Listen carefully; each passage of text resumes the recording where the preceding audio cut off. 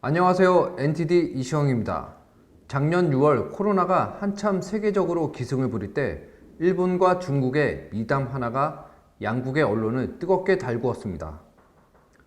2020년 6월 21일 아침, 닝닝은 일본에서 출발해 우한을 향하는 비행기에 올랐습니다. 창밖에 배웅하러 나온 일본 의료진과 중국 총영사관 직원들을 보면서 수많은 기억이 그녀의 머리를 스쳐 지나갑니다. 그녀의 이야기는 3년 전부터 시작됩니다. 2017년 중국에서 태어나 자란 닝닝은 고향을 떠나 홀로 일본 아이치현의 기술 실습생으로서의 해외 생활을 시작했습니다. 2019년 어느 5월의 하루, 여드름 치료를 위해 처방된 항생제를 복용했는데 닝닝의 온몸에 극심한 알러지 반응이 일어났고 증상은 급격히 악화됐습니다. 다행히도 즉시 아이치현의 후지타 의과대학 병원에 보내져 생사의 고비를 넘길 수 있었지만 그때부터 희귀성 거대세포 심근염에 시달리게 됐습니다. 이 병은 심장 기능이 계속해서 악화되는 병이었는데요. 유일한 치료법은 심장 이식이었습니다. 닝닝이 어머니와 함께 일본에서 치료를 받는 동안 닝닝의 아버지는 중국에서 심장 이식을 받기 위해 백방으로 뛰어다니게 되었고 닝닝의 사연을 듣게 된 우한 화중과학기술대학의 대학병원인 셰어병원에서 수술을 하겠다고 나서게 됩니다. 극적으로 중국에서의 수술 일정이 2020년 초로 정해지게 되는데요. 하지만 급작스럽게 발생한 코로나19 팬데믹이 닝닝의 치료에 큰 변수가 됩니다.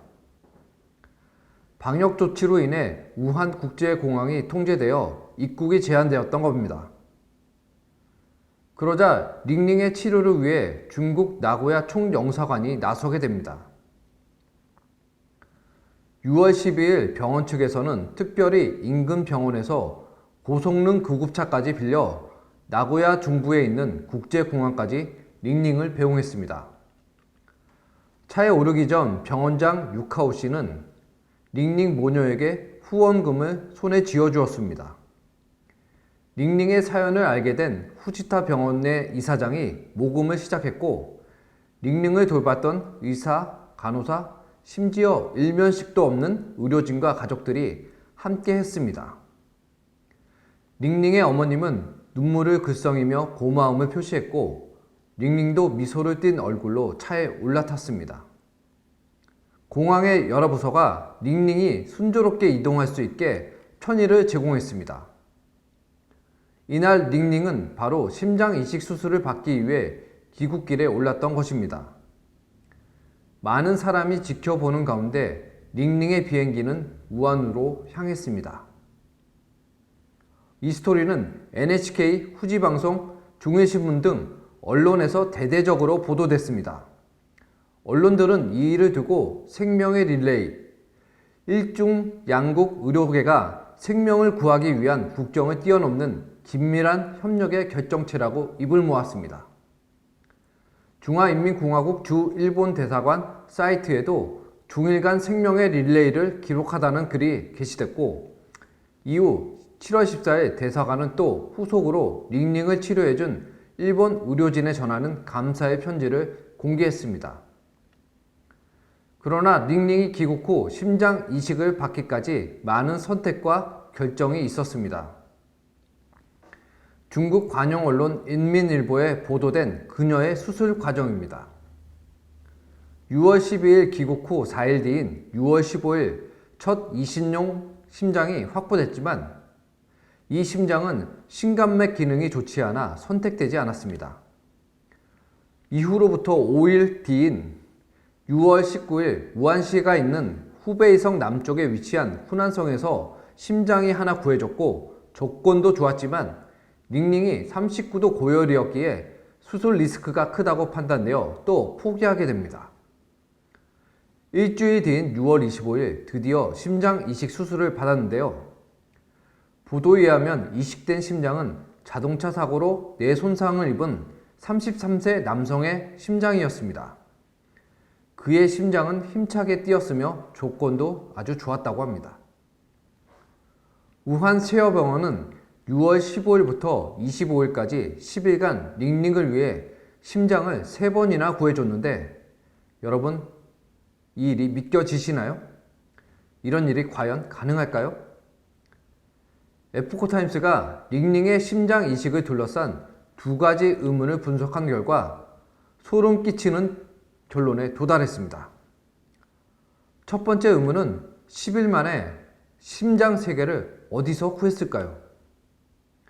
한국에서는 3년을 기다려도 심장 하나를 구할까 말까인데 중국에서는 10일 만에 3개나 구했습니다.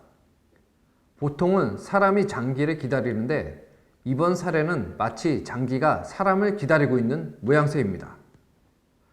그렇기 때문에 이 심장은 기증자가 자발적으로 무상으로 기증한 정상 루트가 아닐 수가 있습니다.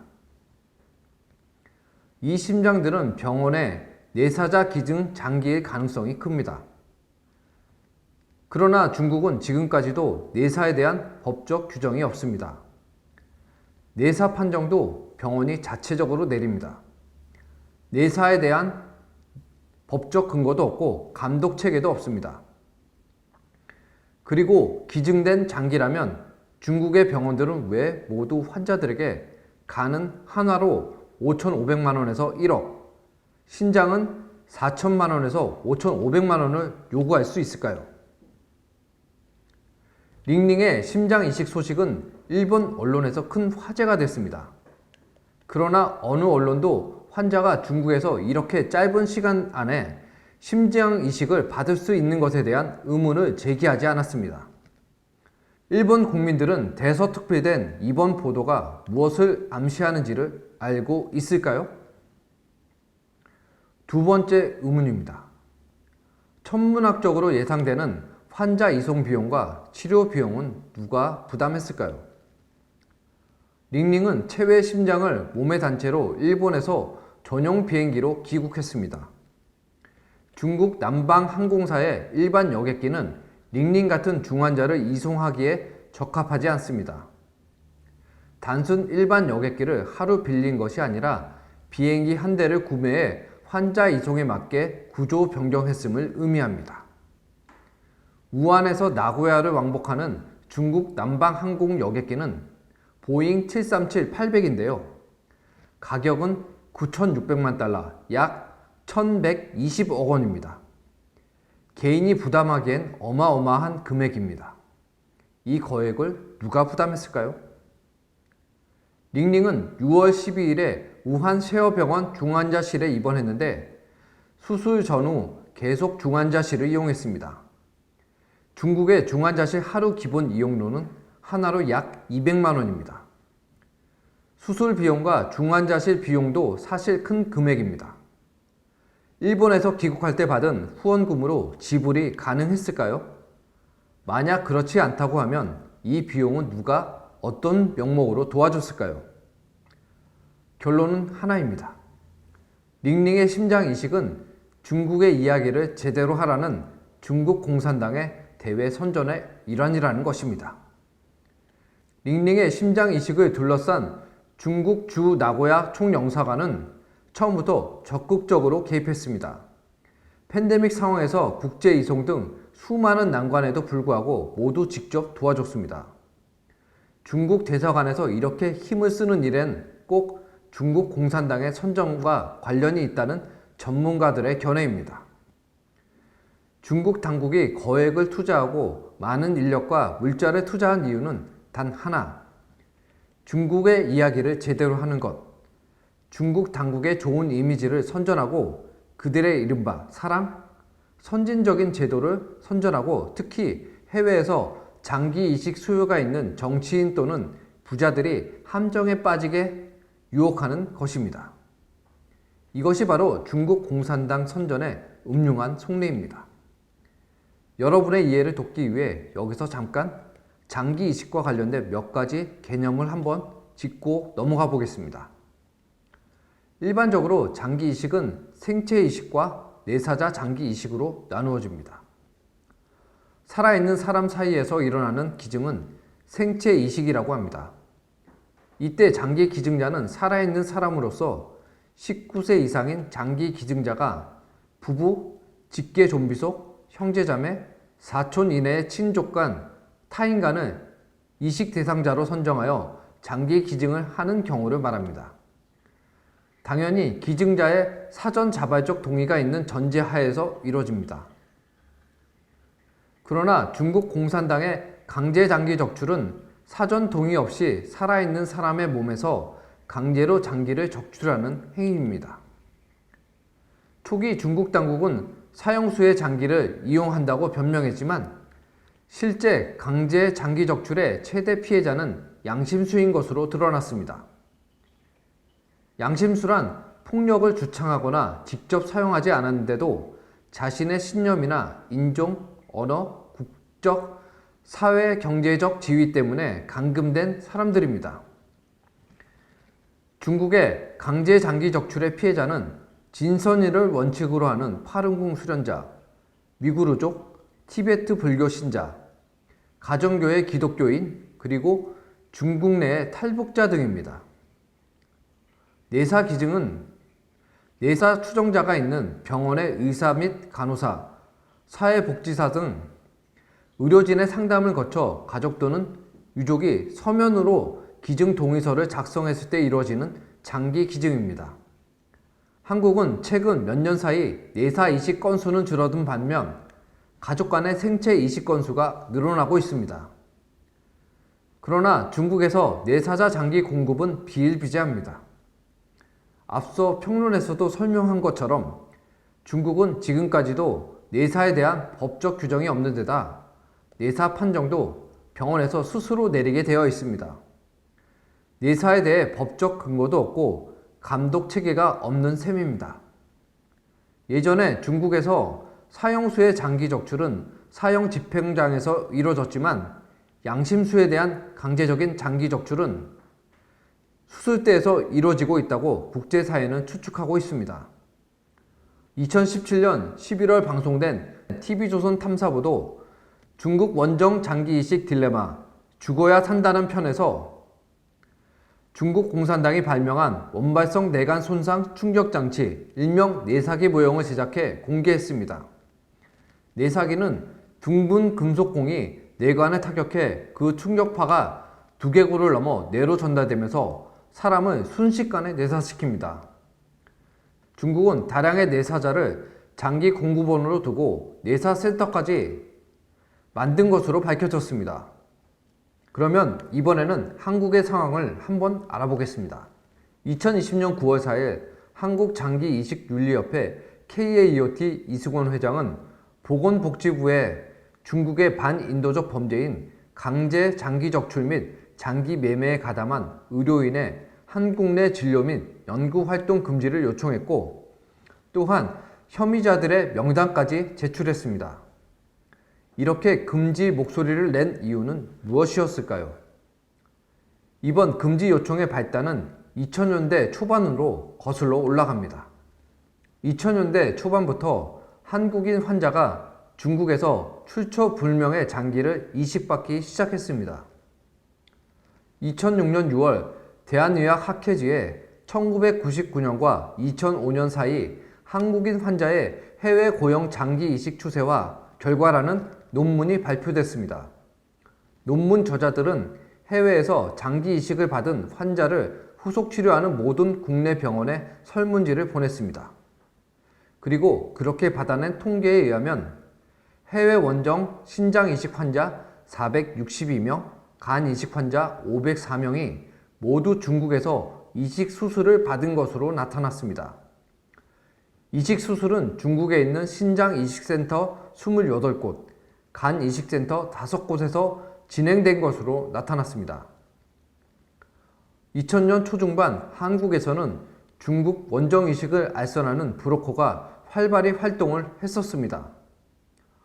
2004년까지만 해도 한 국내 브로커 단체가 중국으로 이식을 보낸 환자들의 숫자입니다. 2002년 7명을 시작으로 빠르게 늘어나고 있는 것이 보이실 겁니다.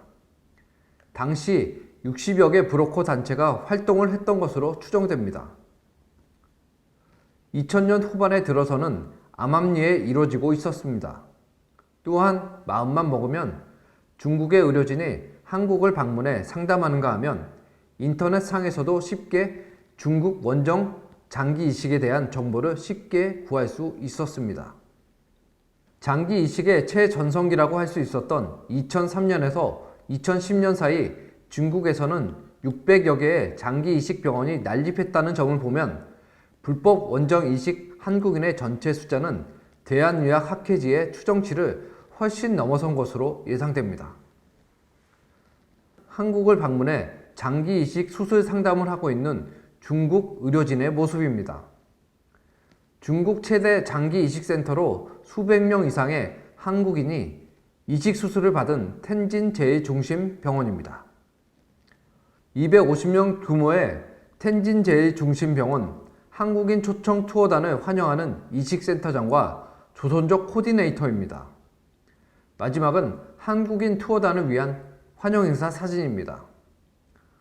또한 강제 장기 적출을 반대하는 의사들의 모임 다포의 2016년 보고서에 따르면 한국인 환자가 장기 이식을 가장 많이 했던 텐진 제일중심병원은 2003년 2천만 달러를 투자해 총 17층 높이의 장기 이식 센터를 건립했으며 2015년부터 17년까지 이 병원은 추가 확장을 위해 4억 2,600만 달러를 투자한 것으로 알려졌습니다. 실제로 2000년대 중반에는 텐진 제일중심병원 이외에도 무장경찰병원 등 중국 전역의 병원과 협약을 맺은 장기 이식 알선 브로커들이 활발하게 환자 유치 활동을 진행한 바 있었습니다. 한국의 한 단체를 통해 중국의 병원을 찾은 한국인의 환자 수가 700여 명이라는 점, 그리고 중국에 비공식적으로 600여 개 이상의 장기 이식 센터가 있다는 점을 감안하면 한국인 환자의 중국 원정 이식 총 건수도 상당한 수준이 될 것이라는 추정이 가능합니다. 2016년 6월 발표된 연합보고서에 언급된 한국인 원정 장기 이식의 규모를 한번 찾아봤습니다. 보고서를 보면 13곳에 총 19건의 한국인 원정 장기 이식 내용이 있습니다. 그리고 최소 11곳의 병원에 한국인이 내원을 하고 있으며 중국 내 장기 이식을 하고 있는 의사들과 학술적인 연계를 맺고 이식 기술을 가르치고 있는 병원의 실명들도 나와 있었습니다. 한국인이 다른 나라 사람들에 비해 많이 갖고 있다고 하는데 한 예를 보면 어떤 이식센터에서는 한국을 제외한 다른 국가의 원정 이식 총 건수와 한국인 단일 원정 총 이식 건수가 동일할 정도이며 그 병원에서만 연간 1000여 명이 다녀갔다고 합니다.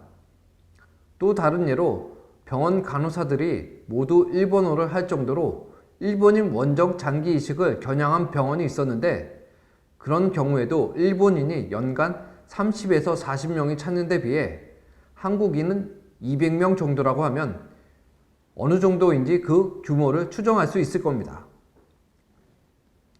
그러나 2000년부터 시작된 중국의 강제 장기 적출은 2006년 이후 수많은 증거로 밝혀지기도 했습니다. 한국은 중국 장기 이식 범죄의 주요 고객이 되었던 것입니다. 그래서 한국 장기 이식 윤리협회 KAEOT에서는 2020년 9월 4일 중국 강제 장기 적출 의사들의 한국 입국과 활동을 금지해야 한다고 했었던 것입니다. 더불어 중국 정부의 양심수를 대상으로 한 강제 장기 적출 혐의에 대해 세계적 비난 여론이 확산되고 있었으며 한국, 대만, 일본의 의료 및 법률 전문가들이 강제 장기 적출과 불법 장기 이식 수술에 가담한 의사들의 입국 금지와 국내 활동 금지를 각국 정부에 요구하고 나섰습니다. 이는 2020년 초 KAEOT를 포함해 한국, 대만, 일본의 법률가, 의료인, 의료윤리 전문가 등으로 구성된 아시아 자문위원회가 발표한 중국의 장기 이식 남용에 관한 독교 선언의 구체적 이행의 시발점이 되기도 했습니다. KAEOT에 따르면 혐의자들은 모두 중국의 장기 이식 전문의들로 한국에서 연수를 받았고 한국장기이식학회와 꾸준히 교류를 해온 중국 무장경찰병원 간이식센터 쉬광신, 중국 최대 장기이식센터인 텐진 제2중심병원의 선중양 원장과 정홍 부원장 등 총 24명입니다. 이들은 온라인에서 중국 원정 장기이식 홍보 게시물을 올렸고 간이식 환우회 등과의 접촉을 통해 한국인 환자를 모집했으며 텐진 제2중심병원의 경우는 병원이 일체 비용을 부담하며 중국에서 간 이식을 받은 환자와 보호자 등 300여 명을 중국에서 초청하는 등 적극적인 장기 이식 관광 마케팅을 벌이기도 했습니다. KAOT 이승원 회장은 생명의 존엄과 의료 윤리뿐만 아니라 제2조 장기이식법의 기본 개념에도 반하는 강제 장기 적출이 이루어지는 국가의 의료진과 우리나라의 의료진이 장기 이식과 관련한 연구 제휴 등을 맺음으로써 반인도 범죄에 연루될 가능성이 있다며 보건복지부 외에도 법무부에 반인도 범죄에 가담한 혐의자들의 입국 금지를 요청했다고 전했습니다. 중국의 강제 장기 적출을 반대하는 한국인의 노력은 이번이 처음이 아니었습니다.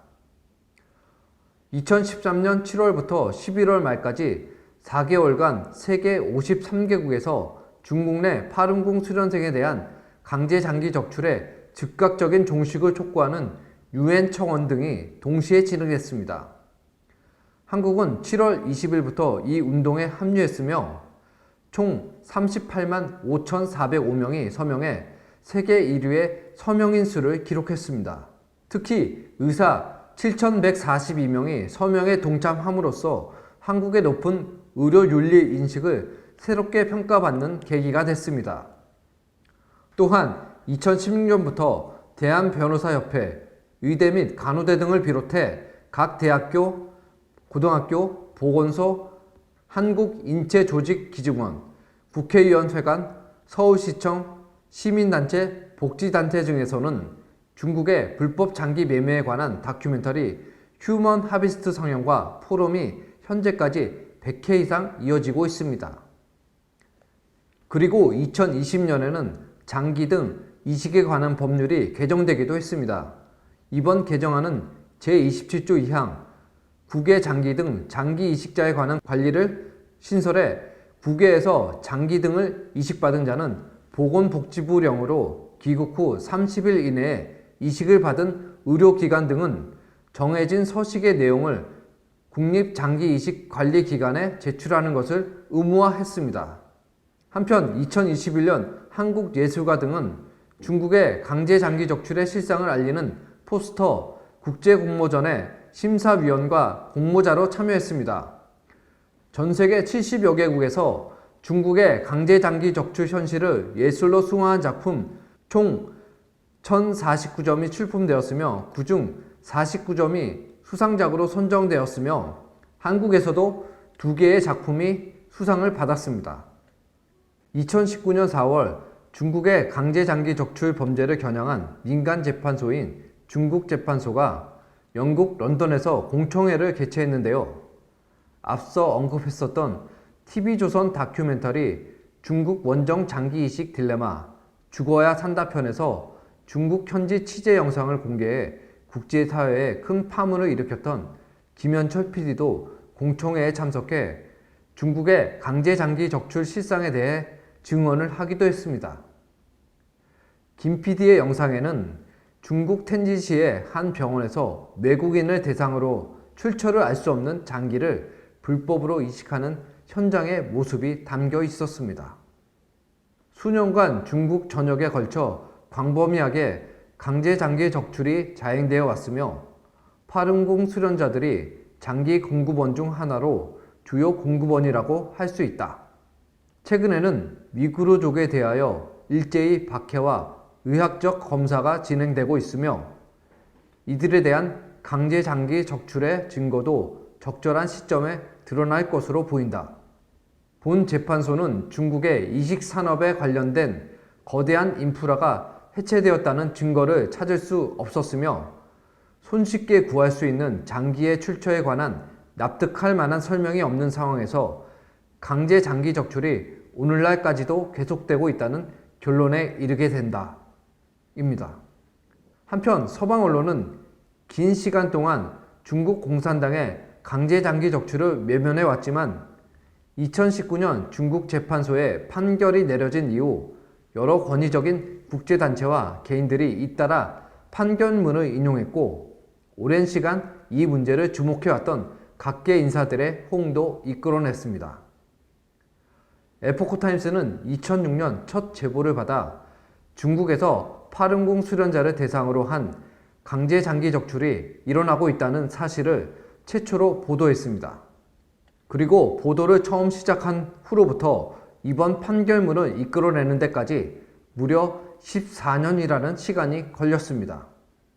지난 2021년 6월 10일 9명의 유엔 특별보고관과 인권단체들은 강제 장기 적출 증거에 대해 중국 당국에 이의를 제기한 공동 서신을 발표했습니다. 그러자 8월 9일 중국 정부는 이번 유엔 서신에 대한 회신을 발표했는데요. 중국 정부는 목격자들의 증언은 배우들이 한 거짓 기술이라며 실패할 것이다 라고 표현을 했고 9명의 유엔 특별보고관이 증거에 근거하여 제기한 우려는 조작이며 명예훼손이라고 일축했습니다. 그러나 중국 내 장기이식 오용 종식을 위한 국제연대 이택, 공산주의 희생자 기념재단 VOC, 차이나 에이드 CA는 인체 강제 장기 적출 의혹에 대한 이번 중국의 회신은 부적절하고 여론을 호도하는 것이며 중국은 국가가 스폰서한 장기 밀매에 관련된 뚜렷한 의문들이 남아있다고 말했습니다. 유엔 인권 고등판 무관실 특별보고관과 유엔사라 이미 부금에 대한 실무그룹 위원 등 전문가들도 현지 시각 6월 14일 유엔 제네바 사무국에서 공동성명을 통해 중국에서 구금된 파룬궁 수련자, 위구르족, 티베트인, 기독교인 등을 대상으로 한 장기 수학 의혹에 대해 극도의 경각심을 갖게 됐다고 밝혔습니다. 중국 공산당은 모든 범죄 사실을 일관되게 부인하고 있지만 국제사회의 대응은 점점 활발하게 일어나고 있습니다. 지난 추석 연휴 기간이었던 9월 17일에서 26일에는 아시아, 북미, 남미, 유럽 등 19개국 38명의 국제 전문가들이 참석한 강제 장기 적출 근절 및 방지를 위한 온라인 월드 서밋이 있었습니다. 전문가들은 중국 공산당의 강제 장기 적출 만행을 강력히 규탄했고 이런 반인도 범죄가 인류에 미치는 영향에 대해 의학, 법률, 정치, 언론, 시민사회, 정책을 6개의 세션으로 나눠 분석하고 대응책을 모색했습니다. 그러면 이번 월드 서밋의 내용을 간단하게 세션별로 한번 살펴보겠는데요. 그 전에 앞서 두 가지 의문이 있습니다. 전 세계의 의료계, 정치계, 주류 언론은 왜 십수년 동안 중국 공산당의 반인류 범죄에 침묵을 했을까요? 그리고 이것이 인류에게 어떤 영향을 미치고 있을까요? 이번 월드 서밋에서 그 해답을 한번 찾아보도록 하겠습니다. 의학 세션의 주제에서는 윤리적 직업이 집단 학살에 악용되다라는 주제였습니다. 이날 발표자 중 한 명인 미국 유타 대학교 의대 길 크리즈 교수가 매우 흥미로운 일을 공유했습니다. 길 크리즈 교수는 어느 날 학교 의료 시스템 책임자를 연락해 강제 장기 적출 범죄에 대한 대책을 함께 토론하기로 희망한다고 했는데요. 연락을 받은 학교 책임자는 중국 공산당이 이런 폭행을 하는 것은 의심의 여지가 없다. 그러나 만약 우리가 이에 대해 목소리를 낸다면 중국 당국은 모든 유학생을 텍사스주로 보낼 것이다 라고 회신했다고 합니다. 즉, 경제가 주요 원인이었던 것입니다. 유타 대학교는 중국 당국이 유학생 파견수를 무기로 삼아 복수할 것으로 확신했기 때문에 학술과 언론의 자유에 스스로 제한을 두고 있었던 것입니다. 둘째 날 법률 세션의 주제는 강제 장기 적출 범죄에 대한 책임 추궁이었습니다. 2006년 중국의 강제 장기 적출에 대한 최초의 조사 보고서 핏빛 장기 적출을 발간해 노벨 평화상 후보에 올랐었던 캐나다 인권 변호사 데이비드 메이터스는 양심수에 대한 대량의 강제장기 적출은 공산당의 적을 제거하는 수단이자 중국 의료계에 자금을 조달하는 주요 수입원이다. 공산당의 지배만 있을 뿐 법치주의가 결여된 중국에서 최근 일부 법제가 정비됐다고 해서 이를 강제장기 적출 산업 중단의 징표로 삼아서는 안 된다고 말했습니다. 셋째 날 정치 세션의 주제는 사회 지도자로서 정치인들의 책임과 역할이었습니다. 유럽과 미국의 여러 의원들이 발표했습니다. 영국 상원 의원이자 전 보건장관인 필립 헌트 경은 장기 기증은 생명을 구하는 소중한 행위이지만 강제 적출은 상업화된 살인이자 최악의 범죄라고 했으며, 프랑스 상원 외교 국방 군부위원회 부위원장인 앙드레 가톨리는 프랑스를 비롯한 여러 나라가 중국의 장기 이식 기술을 전수하는 데 참여했다. 그리고 일부 정치인들은 중국 공산당의 위협 때문에 침묵을 선택했다. 이제는 강제 장기 적출을 종식하기 위한 행동에 나서지 않으면 범죄 행위를 방조하는 것이라고 했습니다. 유럽의회의원 헤르만 테르치는 서방이 중국 공산당에 관대하고 침묵하는 이유는 중국과의 경제 이해 관계 때문이다. 우리는 강제 이식의 잔혹함에 대해 중국의 독재 정권의 목소리를 높이고 맞서 싸우기 위해 단결해야 한다고 했고, 미국 하원 스티브 차보트 의원은 중공의 가치관에 부합하는 세계는 당의 노선을 따르지 않는 사람이 노동수용소에 잡혀 들어가 강제로 장기 적출당하는 세상이다라고 했습니다. 네 번째 언론 세션의 주제는 언론의 침묵과 자기 검열이었습니다. 프랑스 저널리스트 모리스 드루이는 중국 공산당의 반인류 범죄 앞에서 서방 주류 언론은 침묵했다. 중국 공산당의 경제 유혹과 침투, 그리고 전략 외교의 압박 때문이다라고 지적했습니다. 쿠바 저널리스트 조에 발데스는 언론이 강제 장기 적출을 비판하지 않는 반면 오히려 그것을 은폐, 변명해주는 것은 공산당과 동맹을 맺는 것과 같다고 했습니다.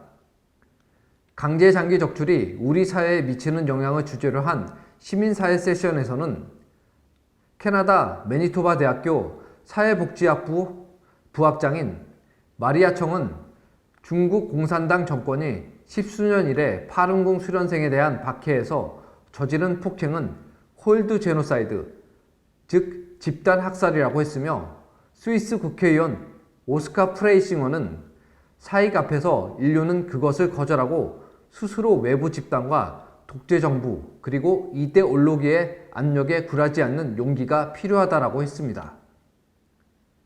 마지막으로 강제 장기 적출 범죄에 대응하기 위한 정책 및 입법을 주제로 한 정책 세션에서는 칠레 국회의원이자 전 상원의원 의장이었던 오르티스는 인류의 존엄을 수호하기 위해 인류는 중국 공산당이 저지른 강제 장기 적출 만행에 침묵할 수 없고 반드시 범죄자들을 엄중히 처벌해야 된다고 했으며, 월드 서밋의 마지막 날인 26일에는 강제 장기 적출 근절 및 방지에 관한 세계 선언도 발표했습니다. 그리고 한국을 비롯한 전 세계 전문가들이 이번 세계 선언에 대한 지지 영상과 지지 서명을 잇따라 보내주고 있습니다. 여러분도 세계 선언 사이트에 직접 방문하셔서 지지 성명을 남기실 수 있습니다. 지금까지 이번 강제 장기 적출 만행에 대한 사건과 내용을 긴 시간 동안 다루어 봤습니다. 시청자 여러분들은 어떤 생각이 드셨습니까? 과연 이번 일이 우리와 상관없는 일이었을까요? 마지막으로 어느 한 노의사의 발언을 끝으로 오늘의 주제를 마무리해 보겠습니다. 어찌 보면 우리와 상관없어 보이는 바다 건너 중국에서 일어난 일에 대해 이렇게 나서게 된 데는 두 가지 이유가 있습니다. 첫 번째, 한국인이 중국의 불법 장기 이식 산업의 최대 고객이었기 때문입니다. 한국인 한 명이 이식을 받을 때 중국에서 누군가 목숨을 잃게 됩니다. 국제사회는 한국은 왜 중국에서 불법 이식을 받고 있는지 묻고 있었고 대책을 요구하고 있습니다. 또 한 가지 이유는 우리가 양심을 가지고 이웃과 함께 법과 도덕을 지키며 살아가는 사람이기 때문입니다. 이 발언은 한국장기이식윤리협회 회장 이승원 박사가 밝힌 한국인으로서 중국의 장기이식 문제 해결에 앞장섰던 이유를 밝혔던 발언입니다.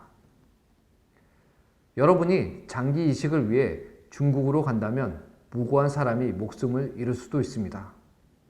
이 때문에 우리 사회는 정직한 언론과 진실한 뉴스가 필요합니다. 진실을 모른다면 어떻게 옳은 일을 할 수 있을까요? 에포크타임스의 회원으로 가입하시고 진실한 뉴스를 무료로 만나보세요. 그리고 이번 영상의 유튜브 알고리즘을 위해 좋아요를 잊지 마시기 바랍니다. 진실을 얻고 자유를 지키시기 바랍니다. 감사합니다.